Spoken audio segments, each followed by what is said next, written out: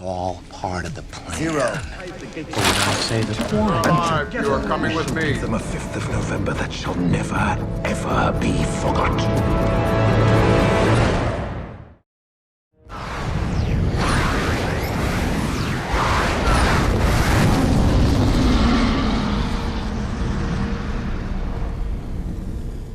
V for Vendetta.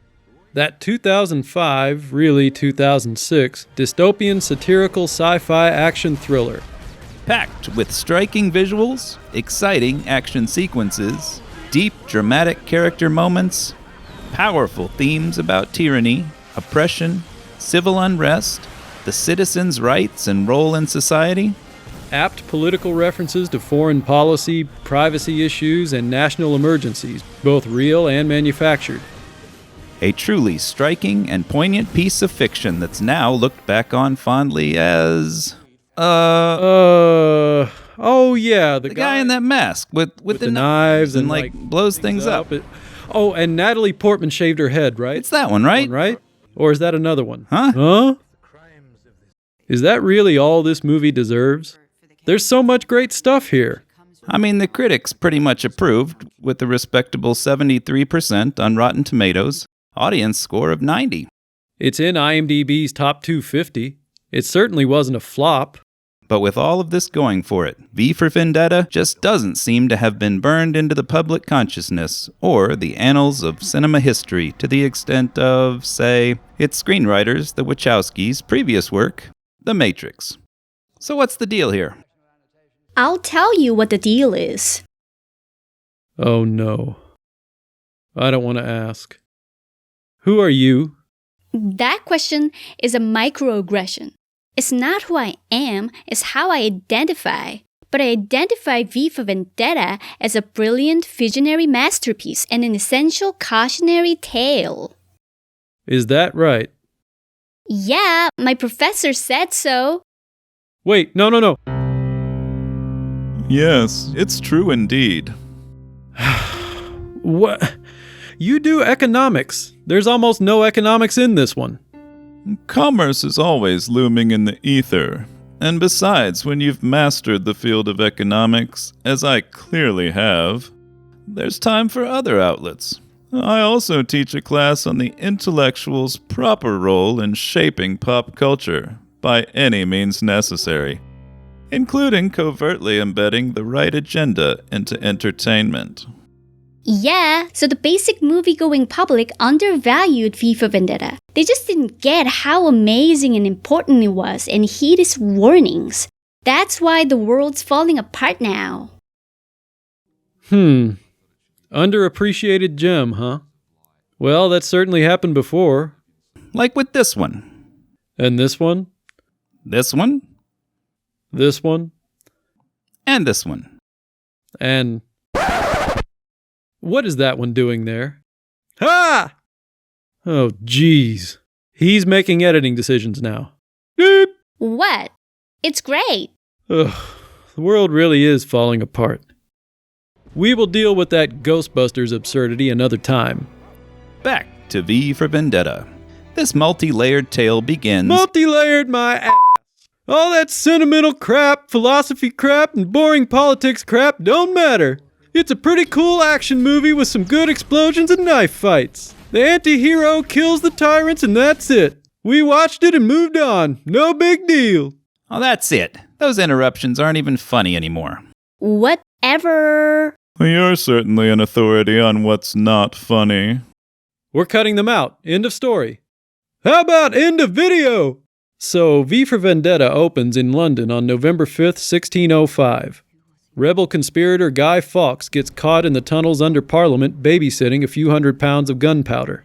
His plan to blow the place up is foiled. He's hauled off to prison and eventually the gallows.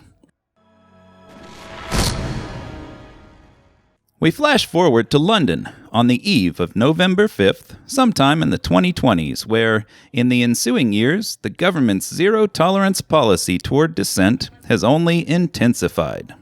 2:11. England is under the rule of the despotic Norse Fire Party, headed by High Chancellor Adam Sutler. The entire populace is under constant surveillance. News is filtered through bureaucrats and comes out as state-approved tripe. Art is censored.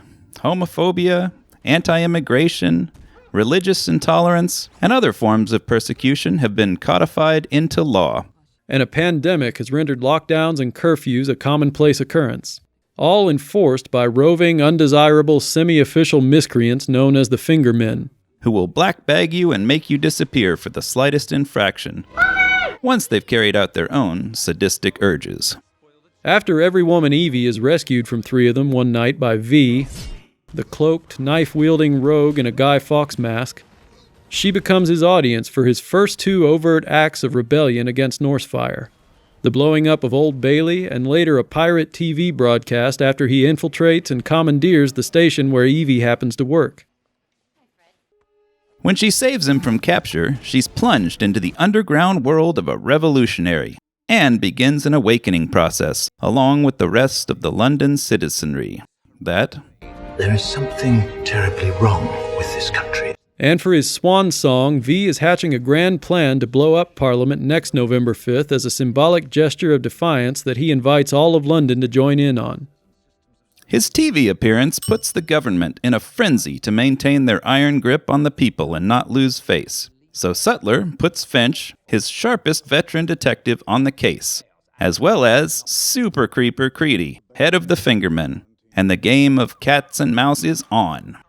As V carries out his scheme of personal revenge and subversion of Norsefire, the film explores the ethics of rebellion, civil and not-so-civil disobedience, and whether Evie has what it takes to stand up, buck the system, and fight for a better tomorrow. So, whatever might be wrong with this movie, it's not that they failed to deliver a unique and fetching concept. So where did it come from? Before the Wachowskis got a hold of it, V for Vendetta was a limited DC Vertigo comic book series. Written by Alan Moore, who has emphatically distanced himself from this and all Hollywood adaptations of his work, and illustrated by David Lloyd and Tony Weir. 2 quick caveats here. 1, we're mostly just sticking to the movie, treating it as a standalone work, separate from the comics, as I'm sure some people would prefer. Caveat number 2. We reserve the right to stray from caveat number 1 anytime it becomes relevant and convenient to reference the comics. Now this might give you the impression that while preparing this video, we broke our own rules whenever it suited our purpose. Well, keep in mind, Things were very chaotic back then. We all did what we had to do. And in those circumstances, we did the best we could. And that's all I have to say about that. So the Wachowskis turned it into a screenplay, promoted their Matrix trilogy assistant director James McTeague to director, and committed this complex, dynamic, opinionated property to celluloid, with pretty awesome results. I'm happy to see see the silver screen now in a very good version. see? Just look at that excitement. What else do you need to know? But is this movie a bona fide masterpiece? Well, maybe, but a flawed one, with some creative, philosophical, and political misfires that cut so deep into the integrity of the narrative that it became effectively impossible for the film to live up to the artistic potential of its premise. So what we're left with is numerous glints of greatness punching through a narrative framework that's best described as muddled, obscured by jumbled storytelling, attempting to cram 10 comic issues of mythology and plot lines into 2 hours and 12 minutes, and a central thread of transposed and retrofitted social commentary that becomes extremely confused and even self-contradictory. And this is what leaves many of its viewers with hazy recollections and mixed feelings about it. And why it takes several viewings to get a fairly solid grasp of it. Sound like a bold and presumptuous claim without much to back it up? Well, That's my brand. We'll grant you that all of its more charming qualities and sleek presentation make it not so easy to spot these defects, but they're there. Now, our purpose here is not to trash this movie by picking it apart and punching holes in it. We leave such things to other individuals. Whatever. Am I to blame that you make it so easy? We just hope to put out a new, hopefully clearer perspective on V for Vendetta. That may just validate that aforementioned haziness and ambivalence. So join us for part 2, where we'll start to build our case, beginning with the characters that populate V for Vendetta. Later, we'll talk about the plotting. And don't worry, we're gonna get to all the juicy politics and moralizing. So what are your thoughts on the film? Do you agree with our assessment so far? Maybe it's perfectly cohesive and clear to you, and we're just too thick to appreciate its perfection. And does this bring up any new questions? Yeah! How did these dorks get a girl to do a voice for them? Whatever. Movie-related questions? Wondering what our evidence will be for these wild accusations? Guesses and predictions are welcome. Of course. You have to get your material from somewhere. As well as suggestions for better characters. Until then, consider liking, commenting, sharing, subscribing, and ringing the notification bell. We're looking to increase our output, as well as get better security in the editing room. Somebody's got to make it suck less. Well, thanks for watching.